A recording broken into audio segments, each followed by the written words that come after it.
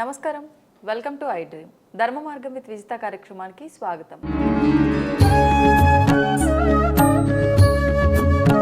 ప్రస్తుతం మనతో పాటు ఉన్నారు ప్రముఖ ఆధ్యాత్మికవేత్త, జ్యోతిష పండితులు మాడుగుల శివప్రసాద్ గురూజీ. ఇప్పుడు వారితో మాట్లాడి మరిన్ని విషయాలు తెలుసుకుందాం. నమస్కారం గురుగారు. ఆశీర్వచనం తల్లి. గురుగారు, ప్రతి ఒక్కరు కూడా వాళ్ళకు సంబంధించిన ధనాన్ని వాళ్ళు ఏదో ఒక వృత్తి రూపంలో సంపాదించుకుంటూ ఉంటారు. కొంతమంది న్యాయంగా సంపాదిస్తారు, ధర్మంగా సంపాదిస్తారు. కొంతమంది అన్యాయంగా డబ్బును సంపాదిస్తూ ఉంటారు. ఒకరి పొట్ట కొడుతూ ఉంటారు, ఒకరిని హింసించి దోచుకుంటూ ఉంటారు. రకరకాలుగా ఉంటుంది సంపాదించే విధానం కూడా. ఈ ధనాన్ని తీసుకెళ్ళి కుటుంబంలో దర్జాగా కావాల్సినవి కొనుక్కొని వాళ్ళు తినడంతో పాటు, వాళ్ళు ఆ లగ్జరీ అనుభవించడంతో పాటు మిగతా కుటుంబ సభ్యులందరూ కూడా ఈ ధనంతోటే మొత్తాన్ని, ఆ జీవితాన్ని గడుపుతూ ఉంటారు. మరి ఈ అన్యాయంగా సంపాదించిన ధనం యొక్క ప్రభావము వీళ్ళ జీవితంపై ఎలా ఉంటుంది? న్యాయంగా ధర్మంగా సంపాదించిన ఆ ధనం యొక్క ప్రభావము ఆ కుటుంబ సభ్యులపైన ఎలా ఉంటుంది? అసలు ఏది ధర్మం, ఏది అధర్మం? శ్రీ మహాగణాధిపతయ నమః. ఐం మహాసరస్వత్యే నమః. శ్రీ లలితాంబికాదేవియే నమః. ధనం మూలం ఇదం జగత్. పాత మాటే, అంతే, తెలిసిందే. అయితే ధనము సంపాదించటం అనేటువంటిది మామూలుగానే శాస్త్రంలోనే చెప్పాడు. ధర్మార్థ కామ్యమోక్షాలు అని అన్నాడు. దాన్ని మనం అనేక రకాలుగా చెప్పుకుంటున్నాం. ఎందుకు? ఒక భార్యాభర్తల వివాహం అయినప్పుడు ధర్మార్థ కామ్యమోక్షాలయందు నీ చేయి ఎప్పుడు విడవను అనేటువంటి దాంతో చేస్తున్నాం. అంటే ధర్మము యందు, కామ్యము యందు, అర్థము యందు, అంటే సంపాదనలో కూడా నీకు తెలియకుండా ఏమి చేయను అనేటువంటిది ఒక రకమైనటువంటి ఇది. నీ చేయి విడువను.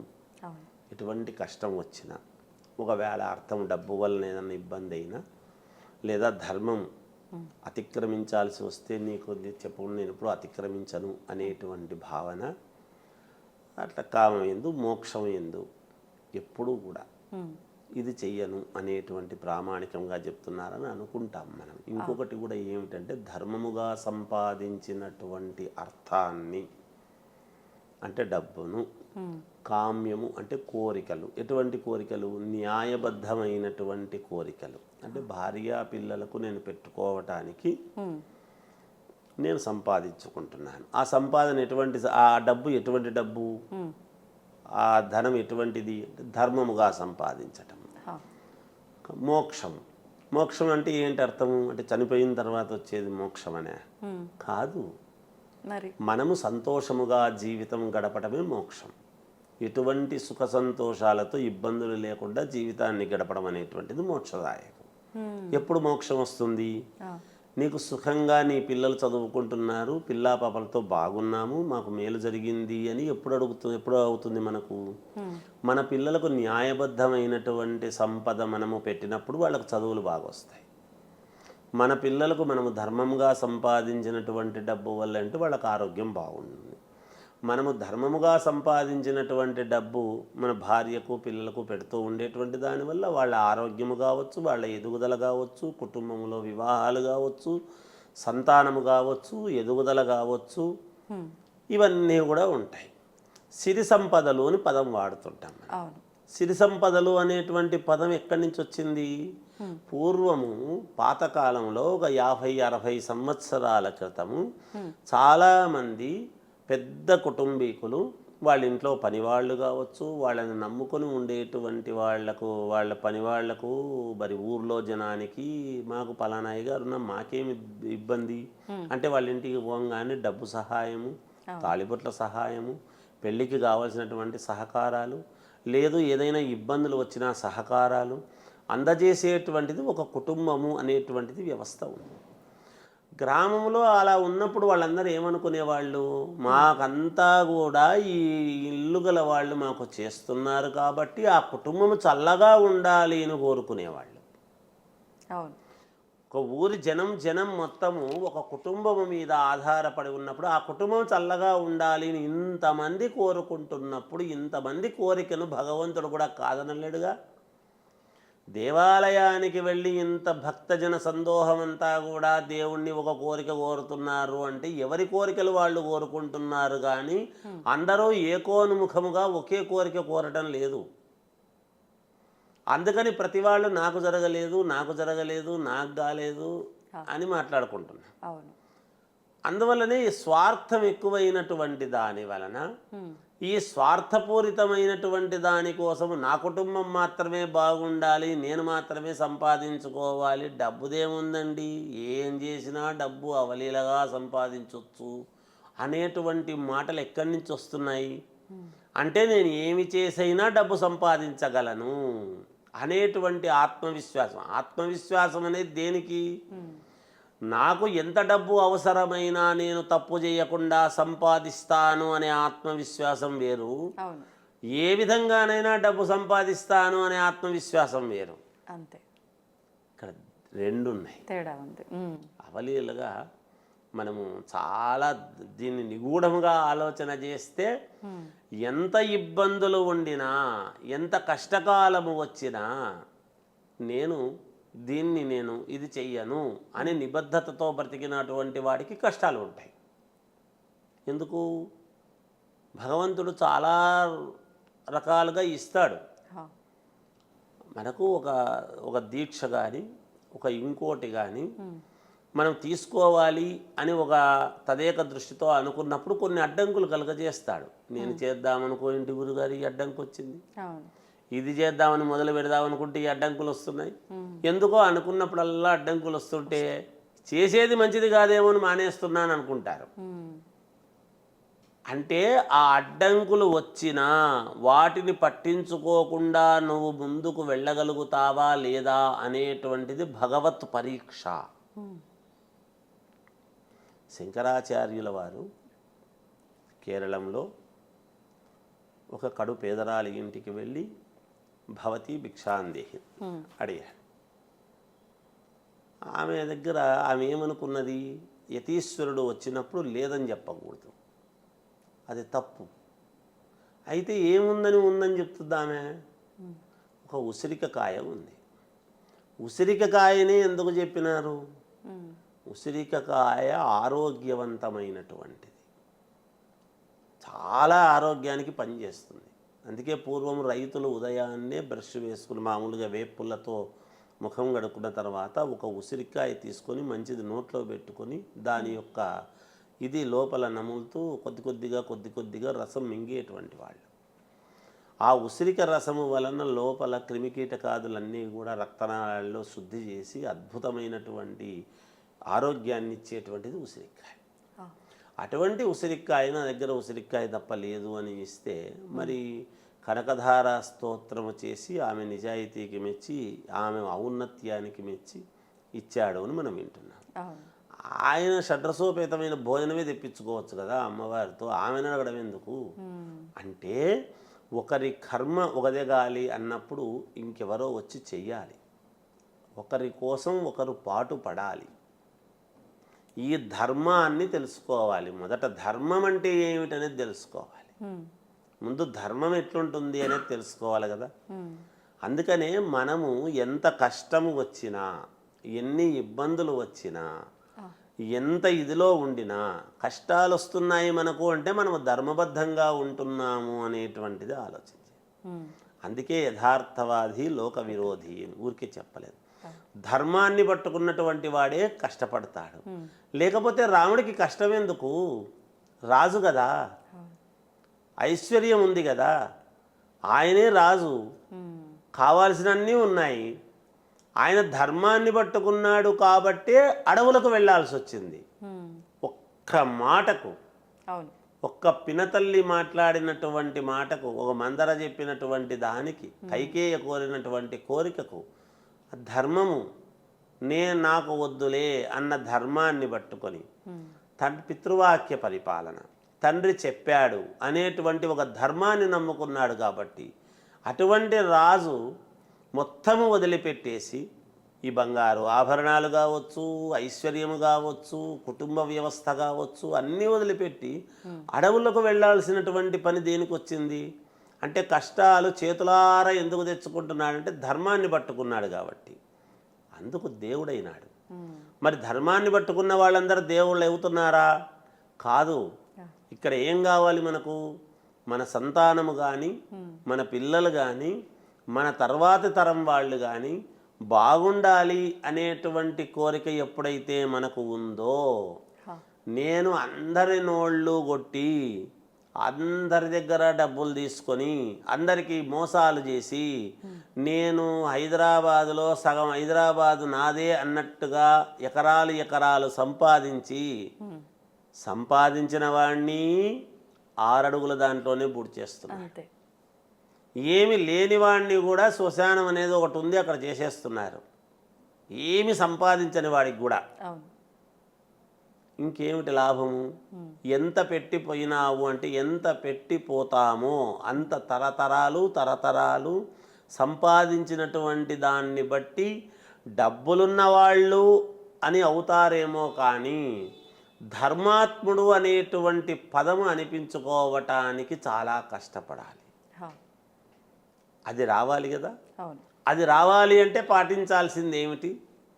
డబ్బున్నవాడిని ధర్మాత్ముడు అని అనరు. ఎంతమందికి ఏం చేశాడు అనేటువంటిది తెలుస్తుంది. తర్వాత ఇతని కుటుంబం ఎలా ఉంది, ఎలా జీవిస్తున్నారు, ఎలా సమస్యలు లేకుండా ఉన్నారు, అనారోగ్యము అనేటువంటిది లేకుండా ఉన్నవాళ్ళు ఉన్నారా లేదా అనేది చూస్తారు. ఇవన్నీ కూడా ఉంటాయి కదా.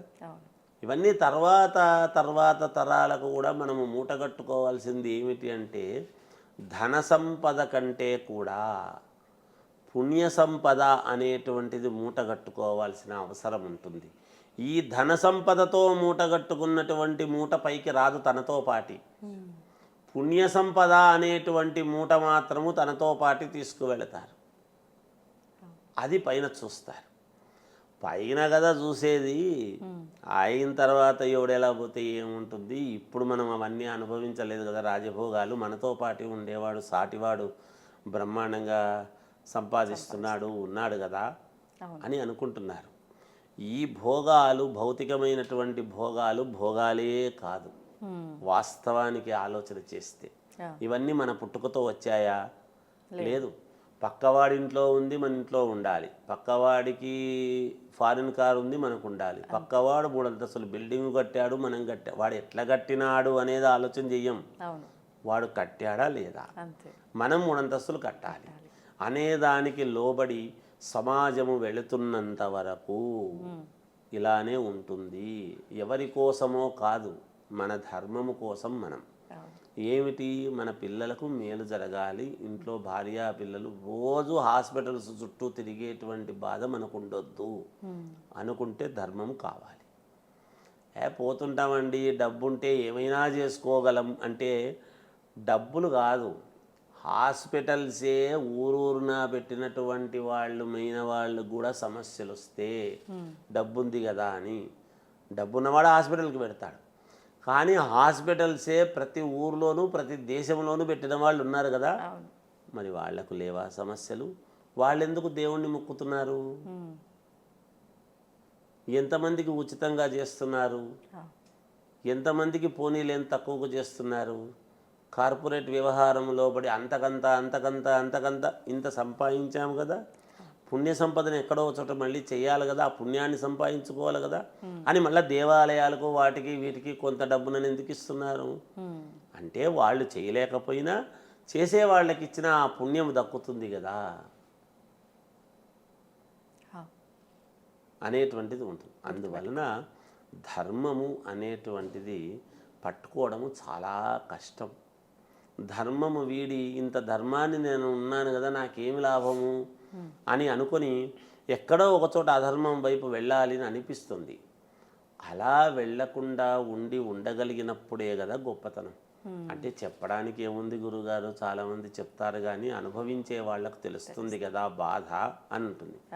అలా అనుభవిస్తున్నారు కాబట్టి ఇప్పుడు స్వార్థం నేను అనుభవించాలి అని అనుకుంటే కదా,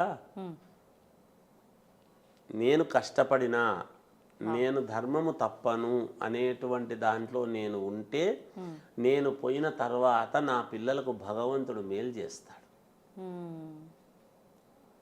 వాడు పుణ్యంతో సంపాదించుకోగలుగుతాడు. నేను సంపాదించిన పిల్లలు తరతరాలు తినాలి అని ఎప్పుడైతే నేను పెడతానో దాంట్లో వాడు భాగస్థుని చేస్తున్నాం. మనము తెలియకుండానే మనతో పాటి వాణ్ణి మన పిల్లలను మనము అపామార్గములోకి దానికి వారసుని చేసుకుంటున్నాం. మనం మన పుణ్య సంపదకు కాకుండా అధర్మ సంపదకు నేను వారసుని చేసుకున్న వాడిని అవుతాను. ఈ ధర్మము తెలుసుకొని మనం చేసుకొని కష్టపడి చేసుకోవాలి.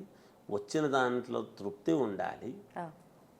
ఎవరో రోజు షడ్రసోపేతమైన భోజనం తిన్నారు అంటే మనము బతకడానికి కావాల్సినంత భగవంతుడు ఎంత ఇస్తున్నాడో అంతే తినడం న్యాయం, అంతే సంపాదించుకోవడము ధర్మం ఎప్పుడు కూడా తల్లి. అలా ధర్మాన్ని గనక చేసుకోగలిగితే అందరూ బాగుంటారు, అన్ని రకాల బాగుంటారు. అందుకే ధర్మార్థ కామ్య మోక్షాలు అంటే మోక్షం అంటే ఏదో పోయిన తర్వాత వచ్చేదని కాదు. పోయిన తర్వాత మోక్షమే వస్తుందో నరకమే వస్తుందో అనేటువంటిది మనం చేసుకునే దాన్ని బట్టే ఉంటుంది. కానీ ఇప్పుడు సంతోషంగా ఉన్నారా లేదా, ఎవరికి తృప్తి ఉండడం లేదు. నా కొడుకు, నా కోడళ్ళు, నా అల్లుడు, బిడ్డ, నాకు సంబంధించినటువంటి వాళ్ళతో నేను తృప్తిగా కూర్చొని భోంచేస్తున్నానా లేదా అంటే భోజనమేనా ముఖ్యము అంటే కాదు, మనకు వచ్చిన దాంట్లో తృప్తిగా ఉంటున్నామా లేదా అనేటువంటి ఆలోచనతో చూసుకోవాలి. అంతేగాని ఏదేదో చేసి వాడేదో అన్న బాగున్నాడు అని తమ్ముడు ఏడిచి, తమ్ముడు బాగున్నాడే అని అన్న ఏడిస్తే, లేదా పక్కనవాడు బాగున్నాడని మనం ఏడిచి అలా ఉండకూడదు. ఇలాంటివే ఎక్కువ సమాజంలో. అలాంటివి ఉండకుండా ఎప్పుడైతే మనం చేసుకుంటామో తప్పకుండా భగవంతుడు ఎప్పుడూ ఉంటాడు. కాలమని మనం కాలము పాడు కాలం అండి, అప్పుడు పూర్వకాలం చాలా మంచిదండి, ఇప్పుడు కాలం చెడ్డదండి అని మనం తొందరగా కాలం మీద తోసేస్తాం. ఆ రోజు 24 గంటలే ఉంది. ఆ రోజు సూర్యుడు ఉదయిస్తున్నాడు. మనం 100 సంవత్సరాలు 200 సంవత్సరాల క్రితం కూడా మన ముత్తాతలు వాళ్ళు రోజు సూర్యుడు ఉదయించినప్పుడు లేచారు, సాయంకాలం రాత్రి పడుకున్నారు, లేచారు. కాలంలో ఎప్పుడు తప్పు లేదమ్మా. కాలాన్ని మనము కలుషితము చేశాము, మన బుద్ధి కలుషితము చేసింది. పంచభూతాలు అప్పుడు ఉన్నాయి, ఇప్పుడు ఉన్నాయి. పంచభూతాలను సైతం మనం కలుషితం చేస్తున్నాం, అయినా అవి మనకు మేలే చేస్తున్నాయి. ఆ మంచిని మనం ఎంత మాత్రం తీసుకుంటున్నాము అనేది మనము పాటించుకోవాల్సినటువంటి విధి విధానము ఉంటుంది తల్లి. గురుగారు, మానవులు అన్నాక కష్టాలు తప్పవు. ప్రతి ఒక్కరూ కష్టాలు అనుభవిస్తూ ఉంటారు. కష్టాలు ఒక్కటే కాదు, ప్రతిదీ కూడా అయ్యో నాకు ఎంత కష్టం వచ్చింది, ఎప్పుడు నాకైనా బాధలు అని ఈ ఆలోచనలో అంటే ఈ కష్టం పగోడికి కూడా రావద్దు స్వామి అనే కోరుకునే దగ్గర వరకు కూడా వెళ్తారు. మామూలప్పుడు విడిగా అయితే పక్కోడు మంచి ఎవడు కోరుకోడు, కానీ వీడి సమస్యలో ఉన్నప్పుడు మాత్రం ఇదే పెద్ద సమస్య అన్నట్టుగా భావించి అలా మాట్లాడుతూ ఉంటారు. దీనివల్ల ఆలోచనలు పెరిగిపోతూ ఉంటాయి, లేని కొత్త కొత్త ఇంకా ఇబ్బందులన్నీ నెత్తిపైన వేసుకుంటూ ఉంటారు. అసలు ఎందుకు అంటే ఈ ఆలోచన విధానంలో తప్పుందా, నాకే కష్టాలు ఉన్నాయి ఎవరికి లేని నేనే ఎక్కువగా భరిస్తున్నా అనేది నిజంగానే మానవులకి కష్టాలు ఉన్నాయంటారా? వీటి నుంచి బయటపడే పరిష్కారం ఏదైనా ఉందంటారా? దాని గురించి వివరించండి. శ్రీ మహాగణాధిపతయే నమః. ఐం మహాసరస్వత్యే నమః. శ్రీ లలితాంబికాదేవియే నమః. మానవులు కష్టాలు పడుతూ ఉంటాయి, సహజం. మానవ జీవితం అన్న తర్వాత ఒడిదుడుకులు, సముద్రం అన్న తర్వాత అలలు. అలలు లేని సముద్రం ఉంటుందా? ఉండదు. అది హూంకరించి ఇంకేమైనా మన మీదకి వస్తుందేమో అన్నట్టుగా వస్తుంది, మళ్ళీ వెనక్కి వెళుతూ ఉంటుంది. మానవ జీవితంలో కూడా ప్రతి వాళ్ళు కూడా అమ్మ ఎంత చెట్టుకంత గాలి, ఎవరికి తగినటువంటి సమస్యలు వాళ్లకు. బట్ సమస్యలు లేని వాళ్ళు అంటూ లేరు. ఎంత డబ్బులు ఉండినా, కోటాను కోట్ల రూపాయలు ఉండినా సమస్యలు ఉంటాయి. నిత్యం ఏదో ఒక సమస్యతోనే తలమానికమై చూసుకుంటూ ఉంటారు. పోనీ పేదవాళ్లకు లేవా అంటే పని దొరకదేమో, పోనీ దొరికినటువంటి పనికి సరిగ్గా సమయానికి డబ్బులు ఇస్తారో ఇవ్వరో.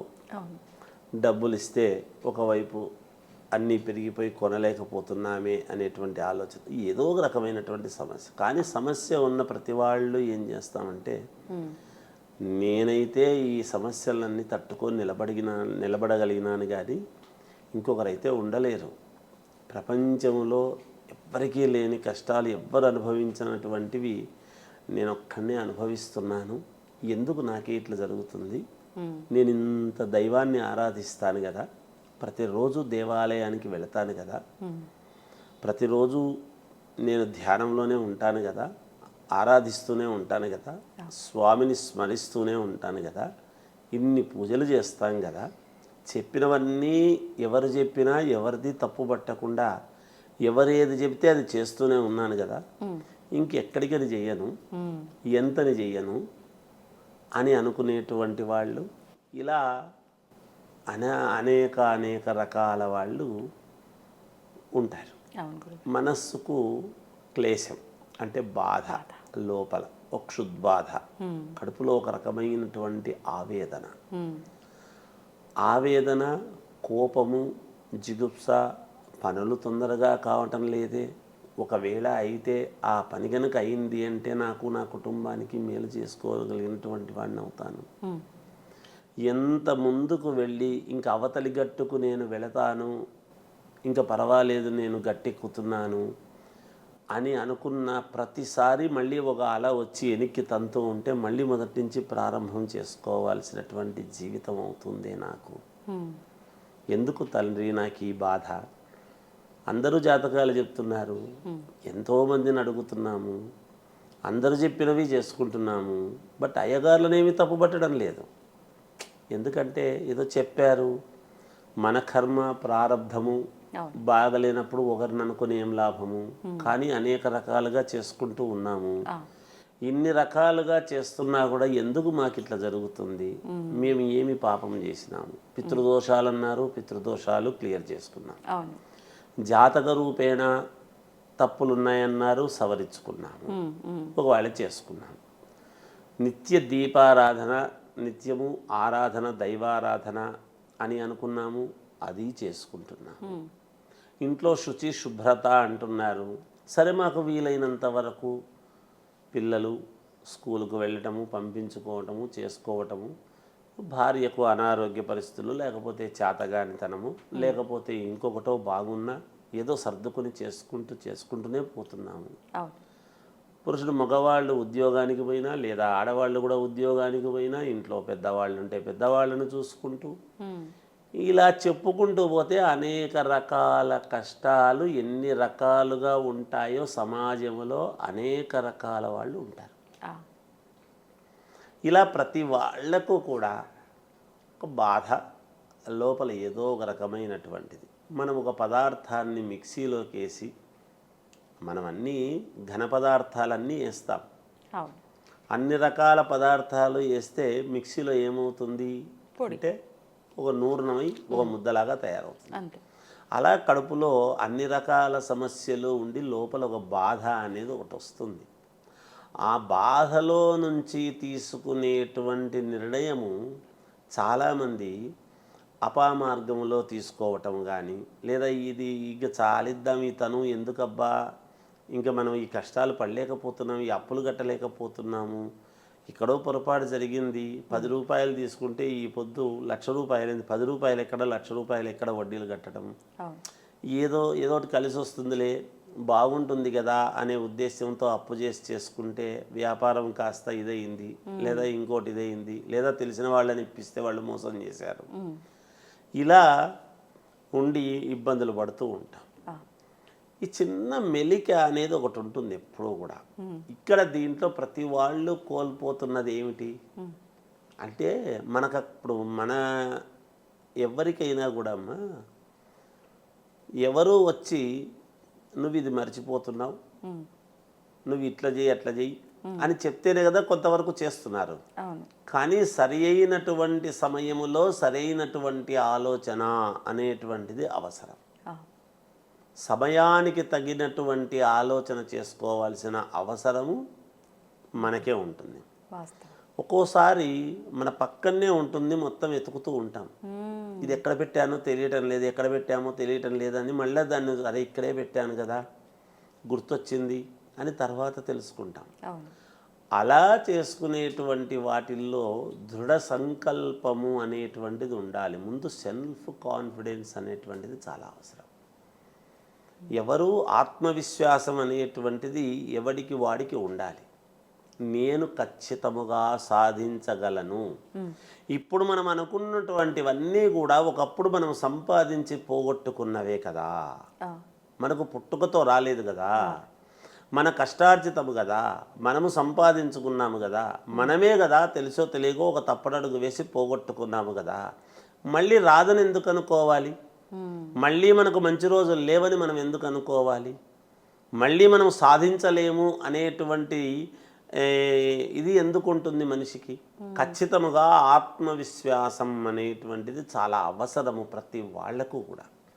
ఒక కూలివాడు ఇక్కడ ఈ బిల్డింగ్ పూర్తి పని అయిపోతే ఈ బిల్డింగ్తో అయిపోయింది కదా నా జీవితం అని అనుకోడు కదా.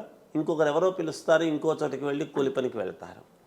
ఏదో ఒకటి ఉంటుంది. భగవంతుడు ఏదో ఒక యోగం అనేటువంటిది మనకు ఉంటేనే ఇంకా భూమి మీద మనకు భగవంతుడు ఉంచినాడు అనేది మనం అర్థం చేసుకోవాలి.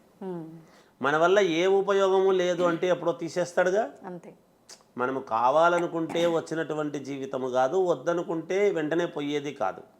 ఆయనకు తెలుసు ఎప్పుడు మనము పుట్టాము అనేది మన చేతుల్లో లేదు, ఎప్పుడు పోతామనేది మన చేతుల్లో లేదు.